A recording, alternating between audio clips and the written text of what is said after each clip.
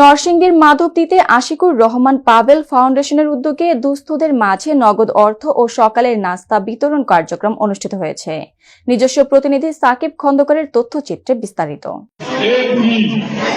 শুক্রবার 20 স্নাতক সকাল 8টায় ভগীরথপুর হাজী লাল মিয়া মোল্লা উচ্চ বিদ্যালয়ের হলরুমে আশিকুর রহমান পাভেল ফাউন্ডেশনের উদ্যোগে নগদ অর্থ ও সকালের খাবার বিতরণ করা হয় প্রায় 1,500 মানুষের মাঝে। এ সময় উপস্থিত ছিলেন নরসিংদীর চেম্বার অব কমার্সের সাবেক প্রেসিডেন্ট লাল মিয়া মোল্লা উচ্চ বিদ্যালয়ের প্রতিষ্ঠাতা সভাপতি ও সমাজসেবক আলহাজ আব্দুল মোমিন মোল্লা। উপস্থিত ছিলেন লাল মিয়া মোল্লা উচ্চ বিদ্যালয়ের প্রধান শিক্ষক জাহাঙ্গীর হোসেন, মাধবদী প্রেস ক্লাবের প্রতিষ্ঠাতা সাধারণ সম্পাদক ও সাবেক সভাপতি এমদাদুল ইসলাম খোকন, নজরুল ইসলাম, মাসুদ পারভেজ আহমদ মেম্বার সহ কয়েকজন গণমাধ্যম কর্মী। সবশেষে দোয়ার মধ্য দিয়ে উক্ত অনুষ্ঠানটি শেষ হয়। এদিন দোয়া পড়ান মাওলানা মোহাম্মদ মনিরুল ইসলাম, অধ্যক্ষ রোকেয়া বেগম আদর্শ মহিলা আলিয়া মাদ্রাসা।